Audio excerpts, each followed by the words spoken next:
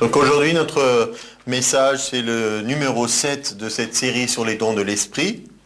Et nous allons parler du don de discernement des esprits. Dans notre passage de 1 Corinthiens 12, nous lisons à un autre le discernement des esprits. Donc nous l'appelons le don de discernement des esprits, puisque c'est une liste de dons, de manifestations surnaturelles. Et alors on va voir qu'est-ce que ce don. Alors beaucoup pensent que nous sommes dans une période de grande confusion spirituelle. Beaucoup de gens se posent des questions, mais pourquoi tellement de religions? Pourquoi c'est si compliqué? Quelqu'un dit c'est simple, il n'y a que deux religions. Il y a celle de Dieu et celle du diable. Il y a deux camps. En fait, toutes les formes que peuvent prendre les religions, on voit toujours qu'il y a une forme, c'est ce que Dieu apporte dans le monde. Alors c'est beau, c'est l'harmonie, c'est la vie, c'est le développement. Et ce que le diable apporte dans le monde, c'est le chaos, la destruction, la confusion, la haine, la maladie et toutes ces choses. Donc pour nous, les choses sont très simples. Nous avons un Dieu qui est bon, qui est créateur, et ensuite il y a quelqu'un qui est là et qui a, on appelle ça le mystère de l'iniquité. Pourquoi? C'est pas notre sujet aujourd'hui, mais il existe aussi quelqu'un qui est l'incarnation du mal, qui est le diable, qui agit. Et donc est particuliériement important dans notre sujet, puisqu'on parle du discernement des esprits, de voir qu'est-ce qui est à l'œuvre dans le monde, qu'est-ce qui se passe. Alors beaucoup disent c'est une période de confusion, alors où est la vérité? Est-ce qu'il y a une vérité? Et nous avons besoin de discernement, voilà un don important. Mais nous comprenons facilement que tout le monde a besoin de discernement, or la Bible dit à un autre est donné le don de discernement des esprits. À nouveau, nous nous rendons compte que malgré le fait que tout le monde a besoin de discernement, l'Esprit de Dieu ne donne que ponctuellement ou spécialement un don qui est le don de discernement des esprits. Il ne le donne pas à tout le monde et en permanence. Donc, une fois de plus, nous reconnaissons que Dieu, dans sa sagesse, communique un don de révélation à un moment opportun. Nous, on a l'impression qu'on en aurait besoin de beaucoup plus. Mais on ne pourrait pas vivre en permanence dans deux mondes, un monde de la réalité physique dans laquelle nous sommes et constamment voir ce qui se passe de l'autre côté. Donc on a vu autant par les autres dons de révélation, de paroles de sagesse et paroles de la connaissance, que c'est comme une fenêtre ouverte vers le monde spirituel. Et donc pour nous aussi, on va étudier particulièrement le don de discernement des esprits pour aujourd'hui. Et nous avons une belle illustration de ce don dans l'Ancien Testament, dans le 2e livre de Rois, et c'est ce que nous allons prendre ensemble. On va lire le texte pour vraiment se replacer dans l'histoire. 2 Rois,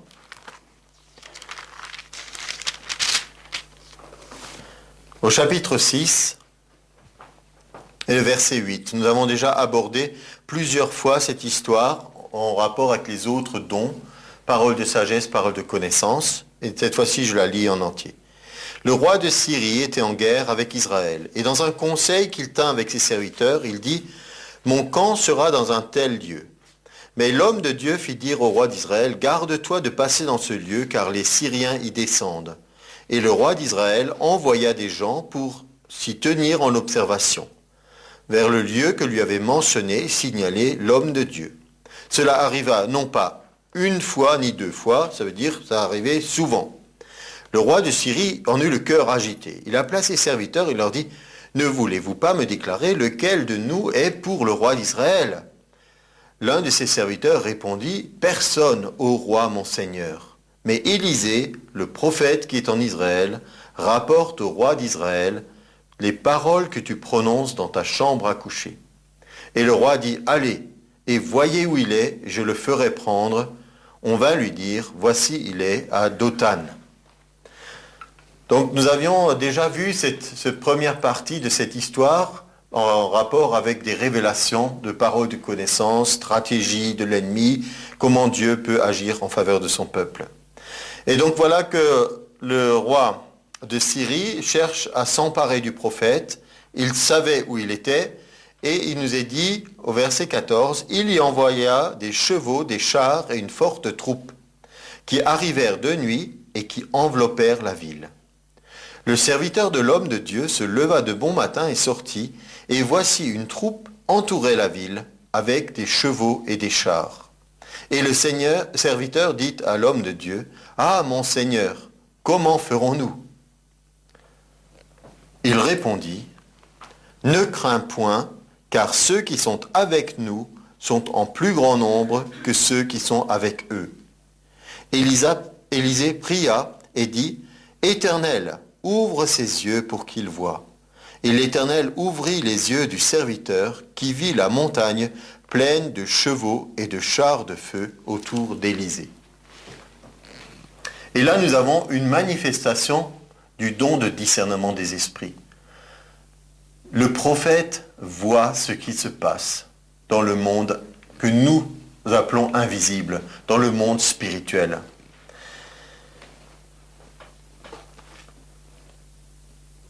Et il dit cette chose étonnante, il dit « Ouvre les yeux de mon serviteur ». Il y a un verset de la Bible qui parle de l'homme dans ces trois dimensions. Et souvent, même ceux qui adhèrent à cette pensée, qui pensent qu'on est trois dimensions, disent « on est tout entier, corps, âme et esprit ». Mais la Bible le cite dans l'autre sens. Dans 1 Thessaloniciens 5, 23, il est dit « que tout votre être, esprit, âme et corps ». Souvent, l'ordre dans lequel nous mettons les choses montre quelles sont les choses qui sont les plus importantes pour nous. Quand on parle corps, âme et esprit, ça veut dire qu'on parle dans un langage naturel, où le corps, souvent, a la première place. On est préoccupé du corps. Nous vivons dans une société où on est d'abord préoccupé du corps. Tout le monde s'occupe du corps, du bien-être, être beau, jeune et tout le reste. Et donc, ensuite, maintenant, est venu beaucoup de choses au niveau de l'âme, la psychologie, le bien-être, le bonheur. On recherche ces choses aussi. Mais nous voyons que souvent, l'esprit est relégué dans une espèce de chose qu'on ne comprend pas bien, on ne discerne pas bien quelle est la part de l'esprit. Mais la Bible nous remet les choses en place. On dit, nous sommes esprits créés à l'image de Dieu qui est esprit. Et nous sommes esprit, âme et corps. Nous sommes des esprits. Nous possédons une âme, notre personnalité, notre intelligence, nos émotions, notre volonté, et nous habitons dans un corps que nous savons qui disparaîtra, soit qu'il soit détruit, soit qu'il soit transformé. Mais donc voilà la réalité. Et nous voyons ici une chose très intéressante, c'est que pour l'homme de Dieu, parce que là-bas on souligne, on dit voilà, c'est l'homme de Dieu, c'est le prophète, pour lui les choses étaient à leur juste place. Ouvre les yeux, ça veut dire la réalité, pour lui, elle était spirituelle avant d'être naturelle. C'est pourquoi il n'était pas saisi et pris par l'angoisse et les craintes comme son serviteur, qu'il lui voyait les choses d'un point de vue naturel. Nous sommes donc tous appelés à l'image de notre Père Céleste qui est esprit, à être plus conscients de notre esprit et vivre dans un domaine réellement spirituel, où quand il se produit quelque chose, on ne soit pas dans la crainte, où on ne soit pas dans comment allons-nous faire, comment on va s'en sortir. Et quand c'est nécessaire, on voit qu'il se manifeste un don extraordinaire ici, qui est le fait de voir la réalité de ceux qui sont avec nous, sont plus grands que ceux qui sont de l'autre côté. Romains 8 le reprend pour notre édification chacun. Il dit, si Dieu est avec vous, qui sera contre vous? Donc nous le savons par la Bible. Dieu avec nous, on forme une majorité, on a une capacité de se sortir de n'importe quelle situation. Mais là, dans cette situation particulière, le prophète a demandé que soit accordé à son serviteur le même don qu'il avait, la capacité de voir. Vous vous rappelez, j'avais parlé le prophète qu'on appelait le voyant autrefois, parce que c'est celui qui a l'œil ouvert, qui a la capacité de voir. C'est un don de révélation, donc révéler, ça veut dire on ouvre les yeux et on voit une autre réalité. Éphésiens 1, rappelez-vous la prière de Paul, que le Seigneur illumine les yeux de votre cœur. Et donc il voit la réalité. Et qu'est-ce qu'il voit? Ici c'est décrit une montagne pleine de chevaux et de chars de feu. Et on comprend que c'est là l'armée de Dieu. C'est une montagne pleine, c'est une armée innombrable d'anges et d'êtres célestes qui sont là parce qu'ils sont là en permanence. Jésus lui-même nous a enseigné en disant que chacun de nous, nous avions des anges qui étaient à notre disposition. Et l'ange qui est là pour nous protéger, il voit la face de notre Père Céleste. Et dans Hébreux, il nous est dit qu'ils sont des esprits au service de ceux qui doivent hériter du salut. Donc ce sont des réalités, nous le savons. Donc la présence de Dieu dans notre vie, on sait que les anges sont là, mais il y a des moments où nous recevons le discernement des esprits pour voir la réalité spirituelle. Et là, c'est le cas. Ils voient cette réalité spirituelle des anges qui sont envoyés par Dieu à leur secours. Verset 18, on continue et on termine l'histoire quand même. Les Syriens descendirent vers Élisée, et il adressa alors cette prière à l'Éternel, « Daigne frapper d'aveuglement cette nation. » Et là, nous qui avons déjà commencé à étudier un peu plusieurs dons de l'Esprit, vous vous rendez compte que rien qu'au travers de cette histoire, vous avez une formidable combinaison de plusieurs dons spirituels à l'œuvre. On avait déjà la parole de connaissance, où le prophète savait ce qui se passait, où était l'ennemi. On avait la parole de sagesse, où Dieu révélait quel était le dessein de l'ennemi pour détruire l'armée d'Israël.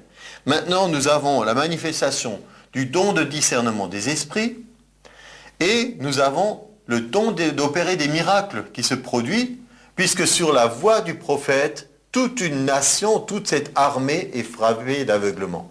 Ça ne veut pas dire qu'ils étaient aveugles dans le sens de ne plus voir la lumière du jour, mais ils étaient aveugles dans le sens qu'il y a des choses qui leur échappaient. Ils ne pouvaient plus voir et ils ne pouvaient plus discerner quelle était la réalité. Puisque Élisée leur parle et ils ne se rendent même pas compte que c'est celui qu'ils voulaient attraper. Et il est capable alors de les conduire où il veut. Et il les emmène et dit, ce n'est pas ici le chemin, ce n'est pas ici la ville. Suivez-moi et je vous conduirai vers l'homme que vous cherchez. Alors que c'était lui-même. Il les conduisit à Samarie. Donc il les conduit au cœur de la capitale d'Israël, de ceux qu'il voulait attaquer. Ils entrent dans Samarie et là ils sont pris au piège, comme au milieu d'une grande embuscade. Élisée dit, « Éternel, ouvre les yeux de ces gens pour qu'ils voient. » Et maintenant, ils voient à nouveau la réalité. L'Éternel ouvrit les yeux, ils virent qu'ils étaient au milieu de Samarie, donc entourés de tout le peuple d'Israël. Et le roi d'Israël, en les voyant, dit à Élisée, « Frapperai-je, mon père ?» Et là encore quelque chose de remarquable, c'est que le roi, il demande le conseil de l'homme de Dieu. Ce n'est pas lui qui commande le pays, mais c'est celui qui est auprès de Dieu, qui a le discernement et qui voit les choses dans leur réalité spirituelle. Et là, Élisée dit cette chose extraordinaire, « Tu ne frapperas point, répondit Élisée. Est-ce que tu frappes ceux que tu fais prisonniers avec ton épée, avec ton arc? Donne-leur du pain et de l'eau, afin qu'ils mangent, qu'ils boivent et qu'ils s'en aillent ensuite vers leur maître. » Le roi d'Israël leur fit servir un grand repas, une drôle de façon de traiter ses ennemis, Et ils mangèrent et burent, puis il les renvoya, ils s'en allèrent vers leur maître, et les troupes des Syriens ne revinrent plus sur le territoire d'Israël. Ils ont eu une bonne leçon, on peut dire, meilleure que si par exemple ceux-là avaient été maintenant détruits, pris au piège et détruits lâchement, peut-être il y aurait eu d'autres révoltes et des sentiments de vengeance. Et c'était un dessein de Dieu pour dire une fois pour toutes, il y aura maintenant la paix et ils ne sont plus revenus. Et maintenant, j'ai pensé aussi, réfléchissez avec moi sur ça, si Dieu avait donné un don spirituel à Élisée pour dire « Ne va pas à Dothan parce que là-bas on veut t'attraper », qu'est-ce qui se serait passé? Il aurait peut-être été capable de s'échapper, mais Dieu avait un dessein plus grand. Pas seulement pour la protection de l'homme de Dieu, mais pour le peuple tout entier. Et ça nous parle aussi de l'exercice spirituel. L'exercice spirituel que nous pouvons avoir, c'est agréable pour nous de dire Dieu m'a utilisé, Dieu est passé au travers de moi, Dieu a parlé, a révélé. Mais plus encore, quand on parle de l'édification du plus grand nombre de l'Église, on voit ici que le dessein de Dieu n'est pas juste le bien-être de l'homme de Dieu, mais le bien-être de toute la nation. Et donc, nous, on pense, Seigneur, j'ai besoin de ceci, cela, et Dieu nous donne quelque chose qui va au-delà, non seulement pour nous, mais encore pour tout le peuple. C'est une illustration, je trouvais, excellente pour nous introduire dans ce don de discernement des esprits. Élisée n'avait pas été averti du piège pour que lui soit sauf, mais il a été délivrés dans l'épreuve. Comme quelqu'un l'a une fois dit, Dieu ne nous délivre pas toujours de l'épreuve, mais toujours dans l'épreuve. Parce que si on ne connaît pas l'épreuve, on ne peut pas progresser non plus. Je ne dis pas d'accepter passivement tout obstacle que le diable met dans notre vie. Ce n'est pas la question. Mais de comprendre que quelque chose vient contre nous, peut-être c'est envoyé du diable pour nous détruire, mais Dieu a toujours un dessein pour qu'on en sorte victorieux. Donc, on a déjà bien introduit le don de discernement des esprits. Revenons encore sur le discernement lui-même. Ça, c'était mon premier point, en fait, le discernement. Le discernement, comme j'ai dit, certaines personnes pensent qu'on a besoin de discernement. C'est quelque chose qu'on peut traduire de la façon suivante. Dans Proverbe 8, 12, il nous est dit « Moi, la sagesse, j'ai pour demeure le discernement, et je possède la science de la réflexion. » Donc le discernement, c'est d'une manière générale le produit d'une observation perspicace, un regard expérimenté, qui permet de découvrir la réalité d'une situation, les intentions d'une personne, afin d'agir en conséquence, avec sagesse. Donc on a pas mal d'exhortations dans ce sens, avec des passages de la Bible. Proverbe 1, 1 à 6, vous pouvez lire. « Moi, la sagesse, j'ai pour demeure le discernement. » Hébreux 5, 14, il y a des hommes qui sont faits, ça veut dire qu'ils sont mûrs, ils ont un jugement exercé par l'usage à discerner ce qui est bien et ce qui est mal.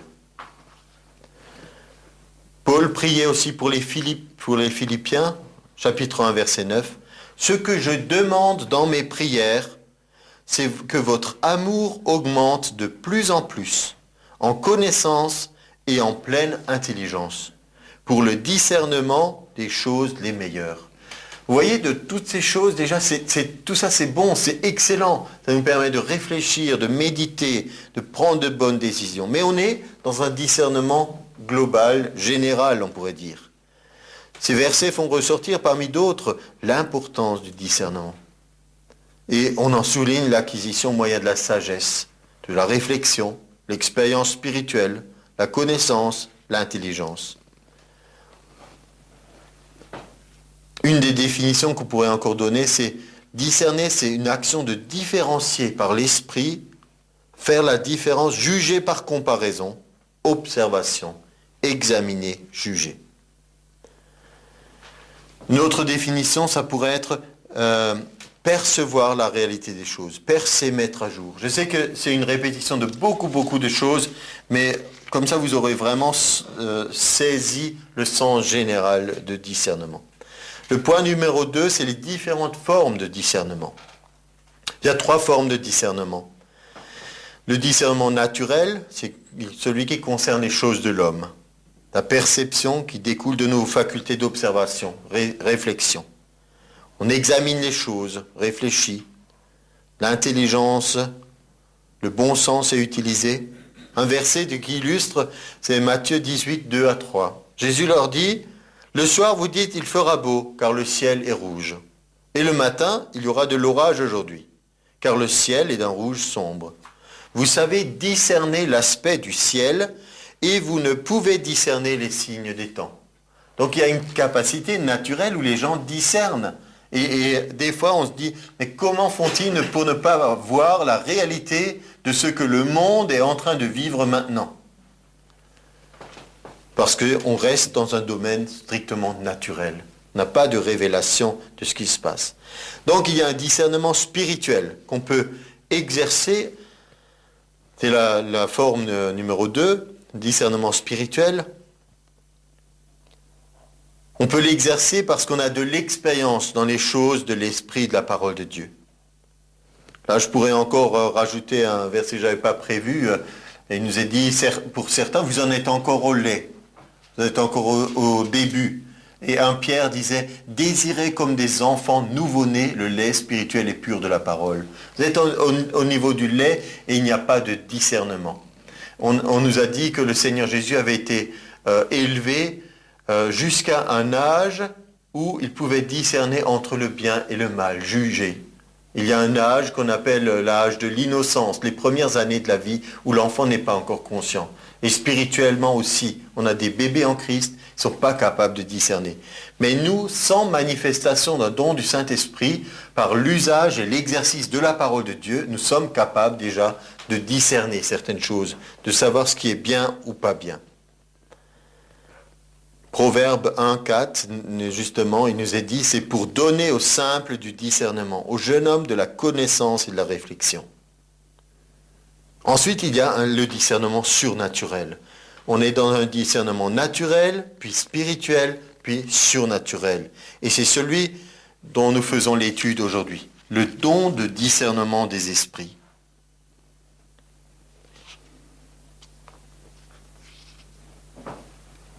« 1 Corinthiens 12, 10, un autre, le discernement des esprits. »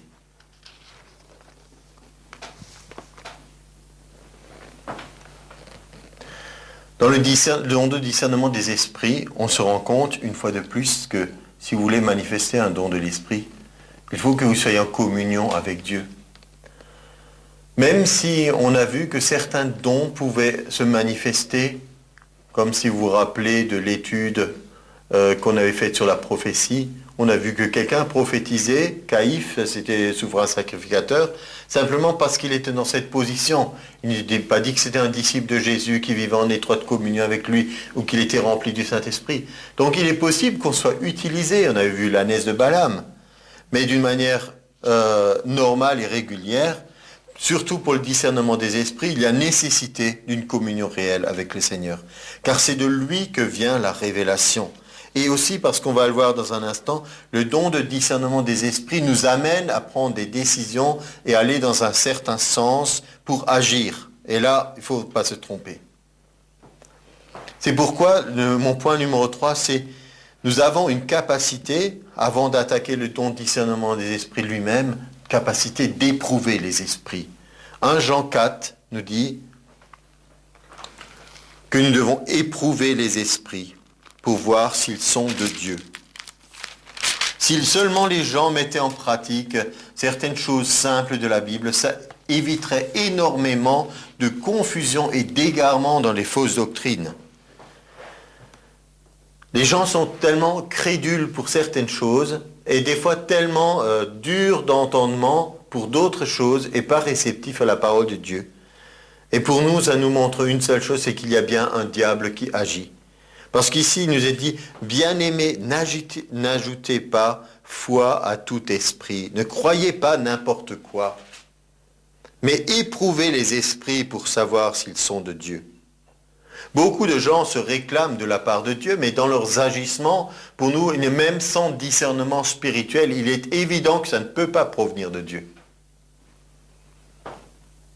Tous ces fanatismes qui appellent à faire du mal aux autres au nom de Dieu, pour nous, ne peuvent pas provenir de Dieu. C'est déjà tellement simple. Mais ici, il nous est dit, plusieurs faux prophètes sont venus dans le monde. Reconnaissez à ceux-ci l'Esprit de Dieu. Tout esprit qui se déclare publiquement pour Jésus-Christ, venu en chair, est de Dieu. Et tout esprit qui ne se déclare pas publiquement pour Jésus n'est pas de Dieu. C'est celui de l'Antéchrist dont vous avez appris la venue et qui maintenant est déjà dans le monde. Notre besoin primordial, ce n'est pas de connaître le nom de l'Antichrist. Mais il nous est dit ici qu'il y a des antéchrists. Anté, ça ne veut pas dire contre, ça veut dire avant Christ. Avant la manifestation du retour du Seigneur Jésus, il y a d'autres qui se prétendent Christ, qui veulent que les gens les suivent, disent « c'est moi le Messie, c'est moi le prophète, c'est moi qui vous apporte la révélation, etc. » Mais la réalité, c'est que vous pouvez toujours les questionner sur « qu'est-ce que vous faites de Jésus? Est-ce que vous agissez comme lui? Est-ce que vous le reconnaissez lui ?» Mais la Bible nous dit ici, « Et vous, petits enfants, vous êtes de Dieu, et vous les avez vaincus, parce que celui qui est en vous est plus grand que celui qui est dans le monde. » Souvent, on dit ce verset parce que c'est un verset qui nous donne du courage. Celui qui est en moi est plus grand que celui qui est dans le monde. Mais replacez-le dans le contexte et vous verrez que celui qui est en vous est plus grand que celui qui est dans le monde. Ça vous donne une capacité de discerner ce qui vient de Dieu et ce qui ne vient pas de Dieu. Eux, ils sont du monde, c'est pourquoi ils parlent d'après le monde et le monde les écoute. Nous, nous sommes de Dieu. Celui qui connaît Dieu nous écoute. Celui qui n'est pas de Dieu ne nous écoute pas. C'est par là que nous connaissons l'esprit de la vérité et l'esprit de l'erreur. Donc, il y a pas mal d'exhortations dans la première épître de Jean pour pouvoir discerner et voir ce qui se passe. Dans 1 Timothée 4 aussi, il y avait une exhortation à être vigilant. Sache que Paul écrivait à Timothée, l'Esprit dit expressément que dans les derniers temps, quelques-uns abandonneront la foi pour s'attacher à des esprits séducteurs et des doctrines de démons. Donc on a ici déjà un élément des esprits séducteurs. Il existe donc plusieurs catégories d'esprits et en particulier ici par rapport à la séduction. Jésus avait donné aussi une mise en garde concernant les faux prophètes. Matthieu 7. Gardez-vous des faux prophètes. Ils viennent à vous en vêtements de brebis, mais au-dedans ce sont des loups ravisseurs. Plusieurs me diront en ce jour, Seigneur, Seigneur, n'avons-nous pas prophétisé en ton nom? N'avons-nous pas chassé des démons par ton nom? N'avons-nous pas fait beaucoup de miracles par ton nom? Alors je leur dirai ouvertement, je ne vous ai jamais connu, retirez-vous de moi, vous qui commettez l'iniquité. C'est un peu troublant ça, parce que nous, on a cette tendance à croire que si quelqu'un fait un miracle au nom de Jésus, forcément Dieu est avec lui et qu'il est dans le vrai. Mais ici, on voit que ce n'est pas toujours le cas, et le Seigneur dit ici, certains, je ne les connais pas, ça veut dire, je n'ai pas de relation avec eux et je ne les reconnais pas. Même s'ils ont été capables pendant un temps d'utiliser le pouvoir de Dieu, ça c'est aussi un peu mystérieux pour nous, on se dit comment est-ce possible d'agir au nom de Dieu. Premièrement, il ne nous est pas dit qu'ils avaient reçu l'autorité de la part de Jésus. Pourtant, ici, il est dit qu'ils ont chassé des démons par ton nom. Ils se sont réclamés de lui. Mais la réalité, c'est que ce sont des faux prophètes. À ce sujet, il est intéressant de voir dans Deutéronome 13 l'exhortation que la Bible nous donne concernant les faux prophètes. Je voudrais juste souligner un point, parce qu'il me semble particulièrement important.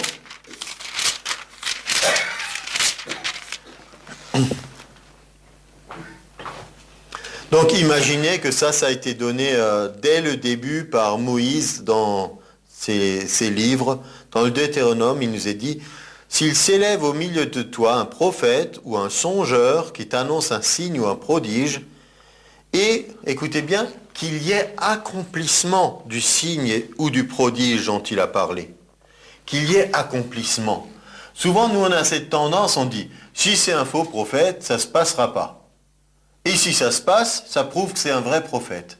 Mais ici, il nous est dit que quelqu'un peut être un prophète, il y a un accomplissement du signe, mais qu'est-ce qu'il dit? Allons après d'autres dieux, des dieux que tu ne connais pas, et servons-les. Tu n'écouteras pas les paroles de ce prophète. Et là encore, je réalise combien les gens, quand on leur dit « un tel a dit une telle chose, et ça s'est passé », à ce moment-là, pour eux, c'est vraiment le sceau. Ça veut dire que c'est sûr, on ne peut plus le contester, etc. Mais, et c'est là qu'on en vient à notre don de discernement des esprits, l'Esprit de Dieu peut à ce moment-là nous montrer quel était le dessein caché de cette personne. Que malgré le signe qui s'est réalisé, que ce soit une prophétie, que ce soit même un miracle, il y a une réalité, c'est que derrière ce signe se cachait un dessein de nous détourner de Dieu. Il a dit, vous irez après, attendez, je me suis un peu avancé, tu n'écouteras pas les paroles de ce prophète ou de ce songeur, car c'est l'Éternel votre Dieu qui vous met à l'épreuve pour savoir si vous aimez l'Éternel votre Dieu de tout votre cœur et de toute votre âme. Donc il y a un moment pour dire, peu m'importe ce que cette personne a déclaré, peu m'importe ce qu'elle a dit, là où elle veut m'entraîner, je ne la suivrai pas. Je reste attaché à mon Dieu. Je veux aimer l'Éternel de Dieu de tout mon cœur, de toute mon âme et de toute ma pensée, de toute ma force, et ne pas me laisser détourner, y compris par des choses prodigieuses ou extraordinaires. Ce n'est pas ça qui dirige ma vie. Donc là, on rentre dans le point numéro 4, vraiment des exemples du don de discernement des esprits. Il y a cette capacité alors du Saint-Esprit de nous montrer les réalités. Et les réalités spirituelles, ce ne sont pas simplement, comme souvent on parle, du discernement des esprits, comme son nom l'indique, qu'il est spécialement accordé pour discerner les esprits qui se manifestent et permettre de démasquer l'auteur d'une manifestation surnaturelle, ou de connaître la nature du démon qui tourmente une personne. Souvent on le voit de ce côté. Don de discernement des esprits, ça nous aide dans la démonologie pour chasser le démon, ou pour lier l'esprit, ou pour délivrer la personne qui est tourmentée. C'est une réalité et c'est une chose importante. Des fois, on peut être confronté à des personnes dont le comportement peut nous paraître singulier, ou incohérent, ou confus, ou même violent.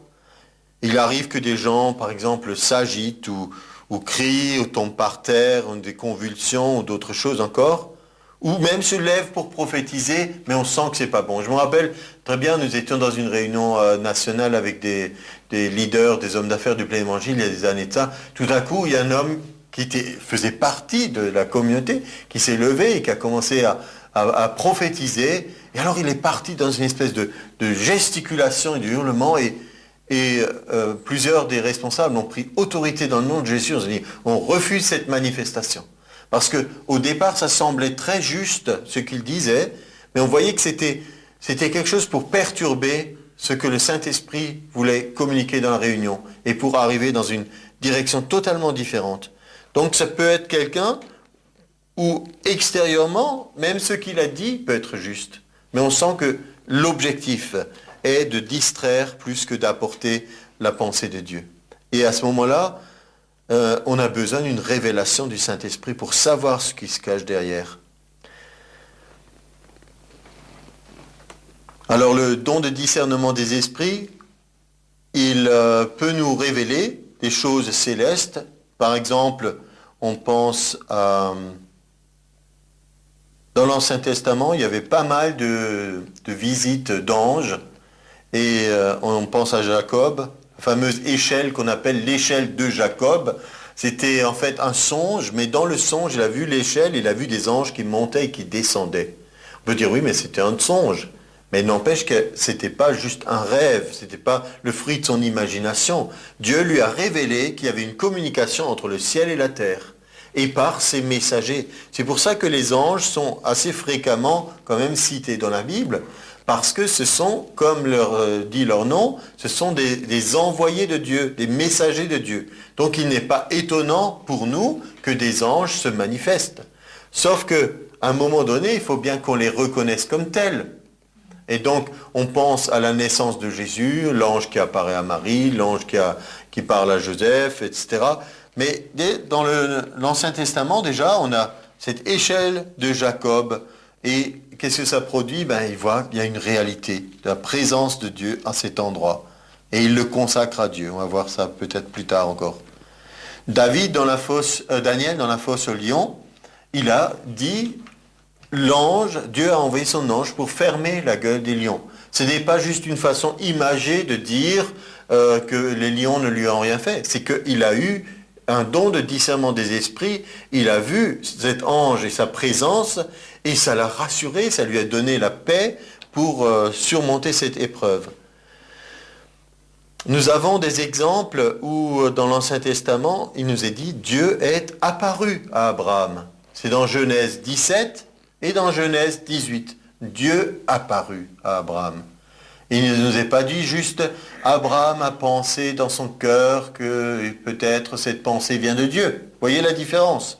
On peut des fois imaginer des choses et après le croyant dit c'est Dieu qui m'a dit que. Mais c'est pas ça. C'est une réalité.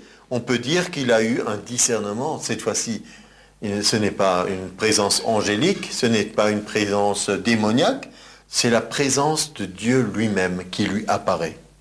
À d'autres moments, il est dit Dieu a parlé. Il n'est pas dit que Dieu lui est apparu. Mais là, il y avait, on peut dire, une fenêtre ouverte vers le monde spirituel où Dieu apparaît. Quel impact ça aurait dans notre vie si Dieu apparaissait? On peut se poser la question. Moïse a aussi eu une apparition de Dieu. Dans Exode 3, verset 2, nous parlons du buisson ardent. Souvent on pense à ce buisson en feu, mais il nous est dit qu'il y avait là une vision de Dieu à l'intérieur de ce feu. Dans Exode 24, verset 10, il nous est dit que Moïse et tous les anciens d'Israël étaient rassemblés dans la présence de Dieu sur la montagne et ils ont vu Dieu. Dieu leur est apparu sous une certaine forme. Je pense que ça doit fortifier la foi de faire ce genre d'expérience.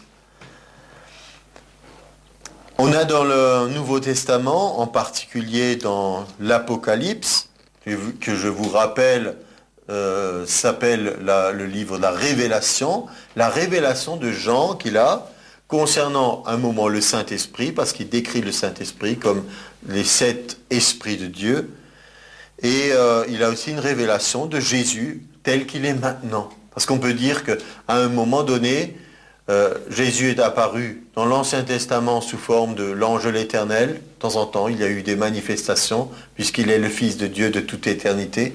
Ensuite, il est apparu sous sa forme incarnée en tant qu'homme, Fils de l'homme. Mais maintenant, il est à la droite du Père, il est dans la gloire. Et il y a donc là aussi un don de discernement des esprits qui peut permettre de voir une réalité de ce que Jésus est maintenant. Et puis, quand même, nous voulons aussi voir la réalité que l'être humain est aussi un esprit. Donc, il y a des situations où nous pouvons voir que telle chose ne vient pas de l'Esprit de Dieu, mais c'est simplement le fruit de l'esprit humain. C'est important pour ceux qui essayent de tromper les gens en se faisant passer pour quelque chose qu'ils ne sont pas, surtout dans le ministère. Et ils disent, voilà, Dieu te dit ceci, cela, et en fait on discerne que ce ne sont que des pensées humaines. C'est intéressant de voir que dans Matthieu 16, 23, quand Jésus avait expliqué aux disciples quel était le but de sa mission, je suis venu pour mourir, pour être trahi, pour donner ma vie, Pierre lui dit, non Seigneur, ça ne t'arrivera pas. Et je vous rappelle, on le sait très bien, mais je vous rappelle quand même que c'était le même Pierre qui juste avant avait eu la révélation. Tu es le Christ, le Fils du Dieu vivant. Et quelques versets après, il nous est dit qu'il dit, non Seigneur, ça ne t'arrivera pas. Et il nous est dit que Jésus se retourne et Pierre est là, il ne regarde pas Pierre de face quand il dit cela. Et il dit, arrière de moi, Satan, tu mets en scandale, car tes pensées ne sont pas les pensées de Dieu, mais celles des hommes. Alors réfléchissez avec moi juste un instant, ça nous semble un peu bizarre, non? D'abord, cette phrase. Parce qu'on aurait pu dire, stop Pierre, ça suffit, tes pensées sont celles du diable. Et c'est exactement la phrase inverse qu'on a. Arrière Satan, car tes pensées sont humaines. C'est curieux quand même, non? C'est justement cette capacité que Jésus avait reçue par le Saint-Esprit de voir que derrière ce que Pierre disait, il y avait le diable. Donc ça lui permettait de ne pas réprimander Pierre directement, de ne pas le voir lui comme un ennemi, de voir il y a le diable. Mais dans ce qui était exprimé, c'était des pensées humaines, dans le sens, quelles sont les pensées humaines? Dieu est amour, il est bon, il ne veut jamais que rien de mal nous arrive. Ça c'est vrai, c'est dans un sens. Mais si Jésus n'avait pas donné sa vie, le salut pour l'humanité n'aurait pas pu avoir lieu. Dans le même sens que ce qu'on a vu au début avec l'histoire d'Élisée. On aurait pu dire, mais Dieu veut protéger son prophète, il veut surtout pas qu'il lui arrive quelque chose. Donc il va lui dire, ne va pas à cette ville et rien ne t'arrivera. Mais en fait, comme il y a un dessein plus grand, il y a besoin de passer par une épreuve pour pouvoir expérimenter la délivrance. Mais ici, il y a donc le discernement il y a une présence satanique, mais en même temps, il y a aussi un esprit humain qui a des raisonnements humains. Il n'y a pas dit, Pierre, tu es possédé. il n'était pas possédé, il était influencé, et on a vu qu'il y avait une action du diable. C'est très important de pouvoir faire la différence. Donc on commence à voir un peu toutes les implications et aussi toutes les directions, parce que je ne voulais pas que ce partage, cet enseignement sur le discernement des esprits, on soit orienté que par rapport à la démonologie. Et pourtant, ça peut être une réalité importante que nous devons considérer. Dans Luc 9, 51, c'est l'histoire de Jésus qui traversait la Samarie. Il n'a pas été bien accueilli. Les disciples Jacques et Jean, voyant cela, ont pensé, puisque nous avons reçu maintenant pouvoir et autorité, on va commander que le feu du ciel descende et consume tous ces gens, comme le prophète Élie l'avait fait. Et à ce moment-là, le Seigneur leur dit, vous ne savez de quel esprit vous êtes animés. Donc à nouveau, un don de discernement des esprits se manifeste et il voit que cet esprit qui est derrière la pensée des disciples, c'est un esprit qui veut détruire. Ça vous dit quelque chose, détruire? Jean 10, 10. Je suis venu pour que les brebis aient la vie en abondance, mais le voleur, lui, il ne vient que pour dérober, égorger, détruire. Et c'est dans ce cadre, dans Luc 9, que Jésus dit non, le Fils de l'homme, il n'est pas venu pour juger, pour condamner, pour détruire, il est venu pour sauver. Et donc on doit comprendre quelle est la pensée de Dieu. Et là, il ne se rendait pas compte quel esprit les animait. Un esprit qui voulait finalement la destruction des gens. Ensuite, on a des situations comme dans Acte 16.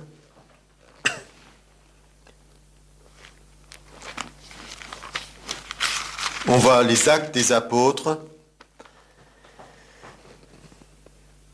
Acte 16, 16. Comme nous allions au lieu de prière, une servante qui avait un esprit de python et qui, en devinant, procurait un grand profit à ses maîtres, vint au-devant de nous.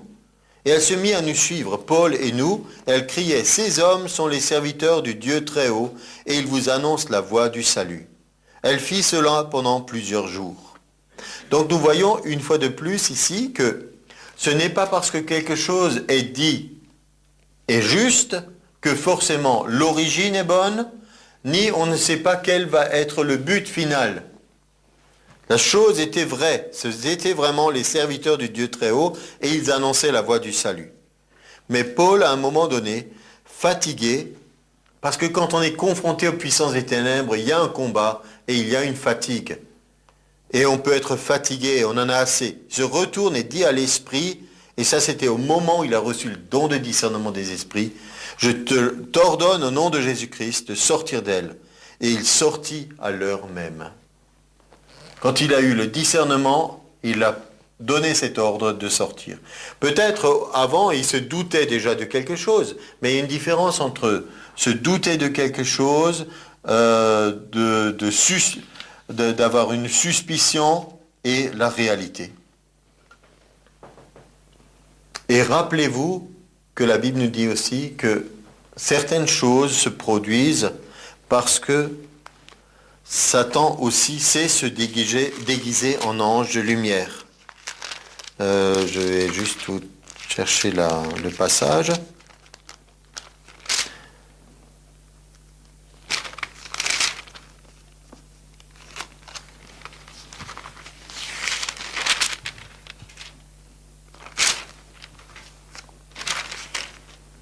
Je ne le trouve plus maintenant. Si quelqu'un le trouve, d'ici là, vous me le direz. Mais c'est dans les épîtres aux Corinthiens. Il dit dans certaines choses qu'on ne doit pas s'en étonner, puisque Satan lui-même se déguise en ange de lumière. Donc, à nouveau, quand on parle du don de discernement des esprits, la réalité que des anges soient présents et qui se manifestent peut nous donner du courage, peut nous encourager à croire que Dieu est présent dans notre vie. Et il se peut aussi qu'il y ait des anges ou plutôt des visions d'anges, qui soient des visions pour nous détourner. À ce moment-là, il faut se rappeler que Satan lui-même cherche à se déguiser en ange de lumière. Donc, rappelons la définition. Le don de discernement des esprits, c'est une capacité surnaturelle. De discerner, c'est une manifestation spirituelle et d'origine divine, humaine ou démoniaque. Celui qui a le Saint-Esprit, celui à qui le Saint-Esprit a donné le discernement des esprits, il a reçu le pouvoir de discerner les esprits qui sont à l'origine. Donc ne soyez pas limitatifs, ne pensez pas, c'est juste pour voir quels sont tous les démons. Voyez que c'est clairement une possibilité qui peut alors atteindre tous les domaines de notre vie. Manifestation de la présence de Dieu, Saint-Esprit, révélation de Jésus glorifié, ange à nos côtés, ou personne agissant sous une influence démoniaque. On voit que finalement ça ouvre de beaucoup de possibilités que nous avons d'aide de la part de Dieu dans notre quotidien. Alors comment il se manifeste aussi, un sixième point, ça pourrait être comment il se manifeste. J'ai vu aussi qu'il existait des fois des livres avec des listes d'esprits. Vous ne pouvez pas prendre un livre avec une liste des esprits qu'on vous a fait et dire, voilà, telle situation, donc c'est tel esprit qui est concerné, donc je chasse tel esprit. On sait que certaines personnes ont essayé, ça c'est les fameux fils de Sheva qui ont voulu chasser les esprits au nom de Jésus que Paul prêche, ça ne marche pas comme ça, c'est par une révélation. Bien sûr, on a dans la Bible un certain nombre d'esprits qui sont listés. L'esprit de l'Égypte, à un moment donné, il nous est dit, c'est des pouvoirs spirituels qui agissaient, des dominations sur l'Égypte.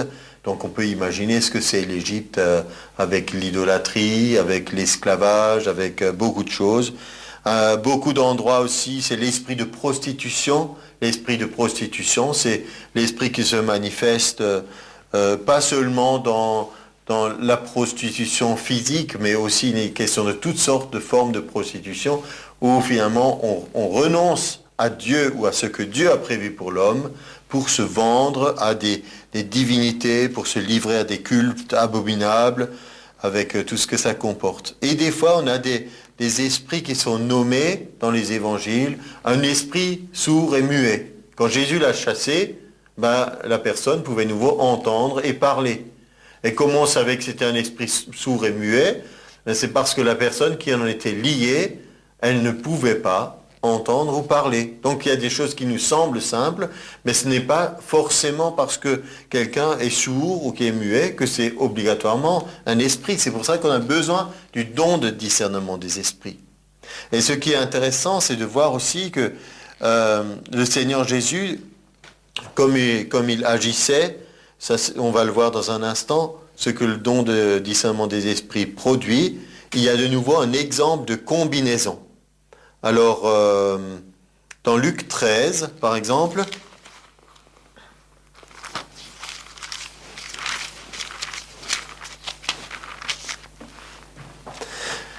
au verset 10, Jésus enseignait dans une des synagogues le jour du sabbat. Et voici, il y avait là une femme possédée d'un esprit qui la rendait infirme. Depuis 18 ans, elle était courbée et ne pouvait pas du tout se redresser. Lorsqu'il la vit, Jésus a reçu cette révélation du pourquoi elle est dans cet état. Il lui adresse la parole et dit, « Femme, tu es délivrée de ton infirmité. » Donc d'abord, discernement des esprits, il y a besoin d'une délivrance. Il n'a pas dit, « Je te guéris de ton corps courbé. » Il a d'abord dit, « Tu es délivrée de ton infirmité. » Il lui impose les mains et à l'instant, elle se redressa et glorifia Dieu. Le chef de la synagogue, indigné de ce que Jésus avait opéré cette guérison un jour du sabbat, dit à la foule, « Il y a 6 jours pour travailler, venez donc vous faire guérir ces jours-là, et non pas le jour du sabbat. » Hypocrite, lui répondit Jésus, « Est-ce que chacun de vous, le jour du sabbat, ne détache pas de la crèche son bœuf ou son âne pour le mener à boire? Et cette femme qui était une fille d'Abraham, et que Satan tenait liée depuis 18 ans, ne fallait-il pas la délivrer de cette chaîne le jour du sabbat? » Donc, il explique ce qui s'est passé. Cette femme était liée depuis 18 ans. Et c'était une fille d'Abraham. Alors, on se rappelle que Jean-Baptiste a dit, mais vous dites que vous êtes enfant d'Abraham, mais de ces pierres, Dieu peut faire des enfants d'Abraham. Donc, les enfants d'Abraham dans la Bible, ce n'est pas simplement la lignée naturelle de ceux qui sont les descendants d'Abraham, mais on pense avant tout à Abraham, le père des croyants, celui qui avait la foi à laquelle il a été rendu témoignage de la part de Dieu. Le fait qu'elle ait été fille d'Abraham, ça nous montre quelque chose que Jésus a vu en elle, un désir de vouloir croire. Ensuite, il a discerné que c'était un lien spirituel et il fallait d'abord qu'il y ait une délivrance et ensuite il y a eu une guérison. Encore une fois, c'était une multiplication de dons de l'esprit qui sont manifestés ensemble qui ont conduit à ce que cette personne soit libre. Et il nous est dit, tandis qu'il parlait ainsi, tous ses adversaires étaient confus et la foule se réjouissait de toutes les choses glorieuses qu'il faisait. Donc voilà comment se manifeste le don de discernement des esprits. Je parlais de la liste des esprits. Dans certains excès de zèle, de vouloir faire de la démonologie, on a voulu le lister. Et chaque situation de la vie, on a voulu lui donner un nom. Je crois que c'est très mauvais d'agir dans ce sens. Esprit de ceci, esprit de cela. Si on ne discerne pas, ne le faisons pas. On a discerné des esprits de gloutonnerie. Et la Bible parle des œuvres de la chair qui sont les excès du manger et du boire.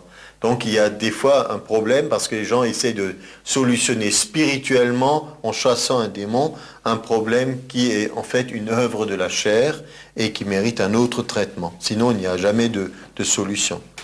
Donc ce n'est pas la suspicion, ce n'est pas la supposition, c'est une révélation. Voir, entendre ou ressentir spirituellement. Voyons juste quelques illustrations encore de ce que le don de discernement des esprits produit, si vous aviez encore besoin d'être encouragé. Alors, justement, il produit le courage. 2 Rois 6, on a vu, ceux qui sont avec nous sont plus nombreux que ceux qui sont avec eux.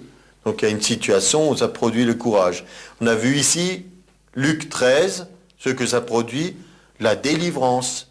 C'est le don de discernement des esprits qui est à l'origine de la délivrance.